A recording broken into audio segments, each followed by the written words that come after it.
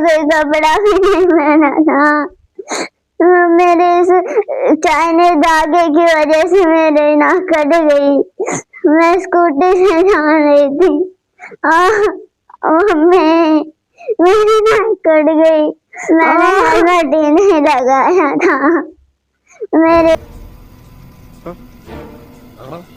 इस चाइनीज मांझे की वजह से मैं स्कूटी पे जा रही थी। इस चाइनीज मांझे की वजह से मेरी नाक कट गई। नहीं, झूठ बोल रहा है।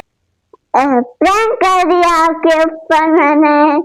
वाह दीदी, वाह दीदी, नहीं दीदी, वाह दीदी, दीदी, दीदी। Hello guys, welcome back to my channel.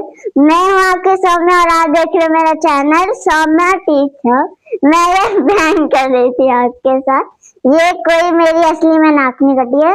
ये मैं आपके साथ प्रैंक कर रही थी ताकि मैं आपको बता सकूं कि जब भी मकर संक्रांति चल रही है। हाँ, आप सभी को हैप्पी मकर संक्रांति। तो इस टाइम मकर संक्रांति का त्योहार है, तो मकर संक्रांति के दिन लोग पतंगे उड़ाते हैं ना।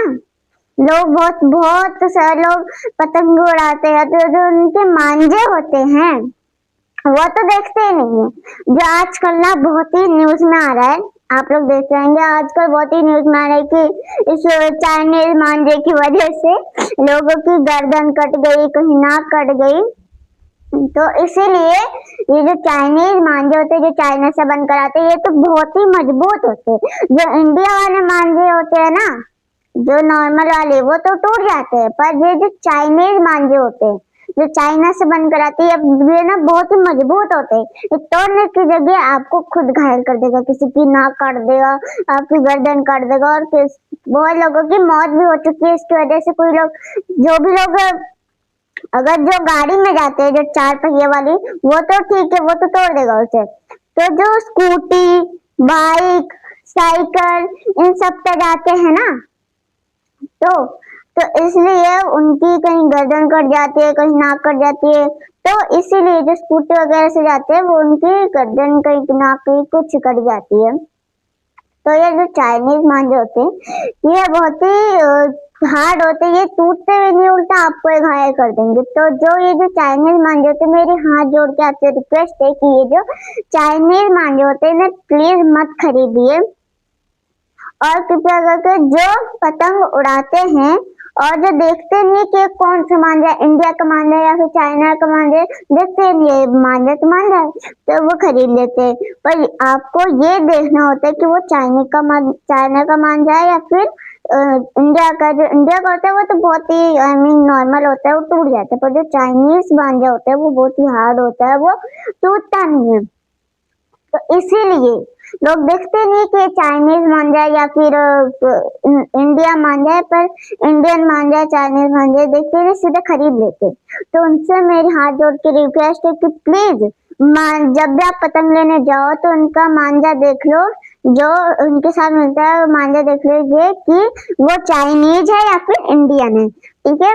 जिससे ऐसे मतलब कि जो भी रास्ते में चलते हैं, जो पैदल चलते हल्का सा लगे, वो तो उन्हें पता चल जाए कि यहाँ पे कुछ है। तो इसलिए जो स्कूटी या फिर बाइक या फिर किसी साइकिल से तेज स्पीड में आते हैं ना, तो एकदम से तो ब्रेक, जब तक ब्रेक लगाएंगे जब तक तो धागा उनकी गर्दन काट देगा और नाक काट देगा। इसीलिए कृपया करके उनसे मेरी रिक्वेस्ट है कि जो पतंग उड़ाते हैं वो प्लीज देख लीजिए कि चाइनीज मांझा या फिर नॉर्मल है, इंडिया का है।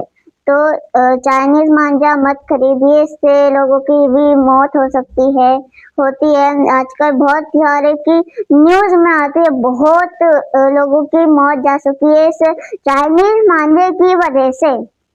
तो इसीलिए कृपया करके आप चाइनीज मांझा मत लीजिए। और जो भी मैं उनसे बोल रही हूँ कि जो भी रास्ते में चलते हैं ना, और ये जो पतंग उड़ाते हैं ना, तो जो स्कूटी बाइक से आते हैं वो प्लीज ध्यान दे, अपने गर्दन में कोई शॉल या फिर कोई नॉर्मल सा कपड़ा कोई भी कपड़ा शॉल वगैरह वगैरह ये सब अपने गले में बांध कर आ चले, क्योंकि ये जो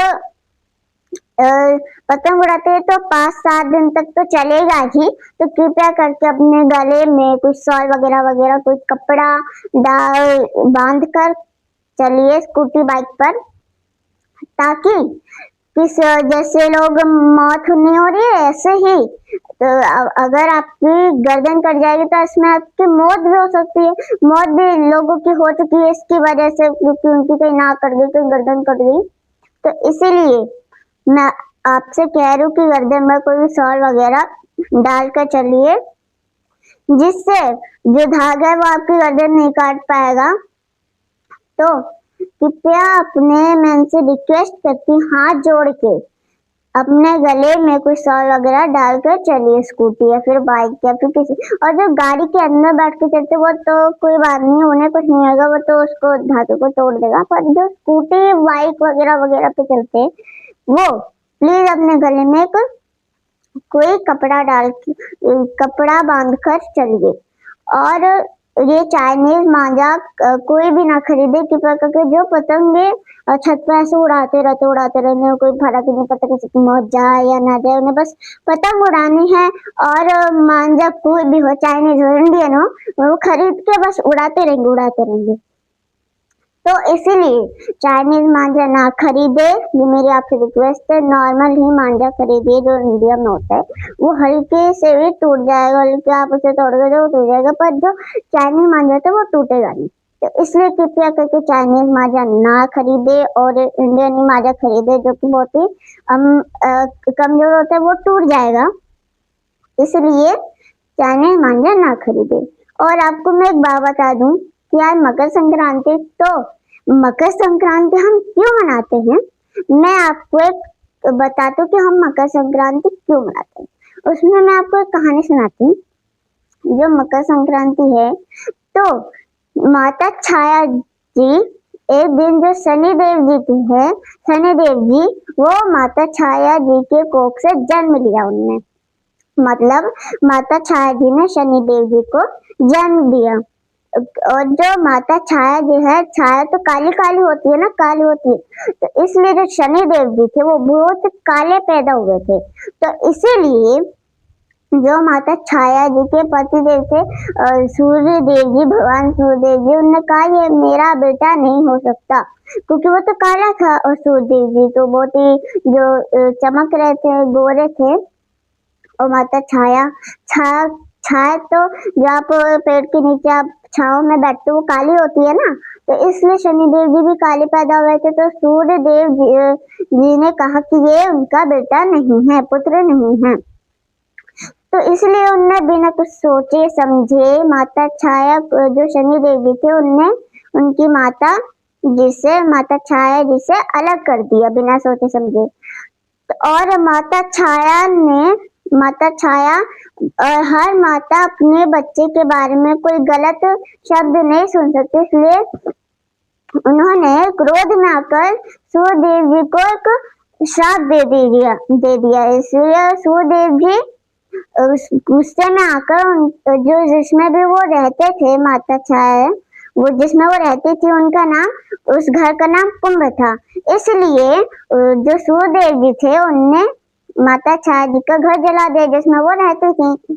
तो इसलिए और जो सूर्यदेव जी को श्राप मिला था, उन्हें बहुत ही कष्ट हो रहा था, दर्द हो रहा था, तो जो उनके पुत्र यम थे वो उनसे नहीं देखा गया, इसलिए वो जो माता छाया ने सूर्यदेव जी को श्राप दिया था उससे आजाद कर दिया।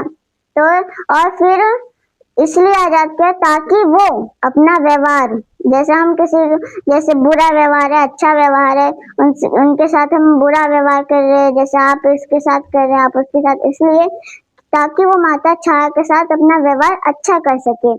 तो फिर जो सूर्यदेव जी थे उनको अपनी गलती का एहसास हुआ, जैसे आपको अपनी गलती का एहसास होता है, तो उसको जो सूर्यदेव जी थे उनको अपनी गलती का एहसास हुआ। तो जब वो माता छाया के पास मिलने गए, पर वहां पे तो कोई था ही, मतलब कि उन्होंने उनका घर जला दिया था, वहां पे सब राख था। तो तभी वहां पे शनि देव जी काले काले उनने काले तिल से उनका स्वागत करा। तो यह देख के सूर्य देव जी बहुत ही प्रसन्न हुए, खुश हुए मतलब। तो उनने जो शनि देव जी थे उनको एक मकर नाम का घर दिया और उनको एक आशीर्वाद दिया, जब भी वो मकर के घर यानी मकर संक्रांति के दिन उनके घर आएंगे तो वो घर धन दौलत से भर जाएगा। तो इसे वो फिर धन दौलत से भर जाएगा। और फिर जो शनि देव जी थे वो मकर और कुंभ के स्वामी कहते हैं, वो मकर और कुंभ के स्वामी हैं। तो इसलिए मकर संक्रांति के दिन हम किसी को दान देते हैं, ठीक है, दान देते हैं। और इसलिए हम काले तिल भी, जब हम पूजा पाठ वगैरह करते हैं तो हम काले तिल भी चढ़ाते हैं ना, इसलिए काले तिल भी चढ़ाते हैं और लोगों को हम दान भी देते हैं। और इसलिए हम पूजा पाठ करते हैं और गंगा नदी में भी हम नहाते हैं। तो इसलिए हम मकर संक्रांति हम बनाते हैं। तो इसलिए हम मकर संक्रांति बनाते हैं। तो अगर ये कहानी आपको अच्छी लगी है तो प्लीज मेरी वीडियो को लाइक करिए, फॉलो कीजिए, जिससे आगे मैं आपको जो भी कोई भी त्योहार होएगा, जैसे मकर संक्रांति, कोई भी जितने भी मैं उसके ऊपर वीडियो बनाऊंगी सबसे पहले आपके पास आएगी। तो ये वीडियो अच्छी लगी, वीडियो को लाइक, सब्सक्राइब और बेल आइकन को दबाना ना भूलेगा। मेरे तीनों अकाउंट पे, आपको पता है ना मेरे तीनों अकाउंट है, उससे मत भूलेगा, वहां पर जाकर फटाफट से मुझे फॉलो कीजिए। तो यही इस वीडियो में मैंने आपको जो सिखाया उसे हमेशा याद रखिए। जैसे कोई भी आपसे पूछेगा कि मकर संक्रांति हम क्यों मनाते हैं, तो आप ये आपको बता सके दूसरे को। तो यही मुझे आपसे कहना था। तो तब तक के लिए धन्यवाद।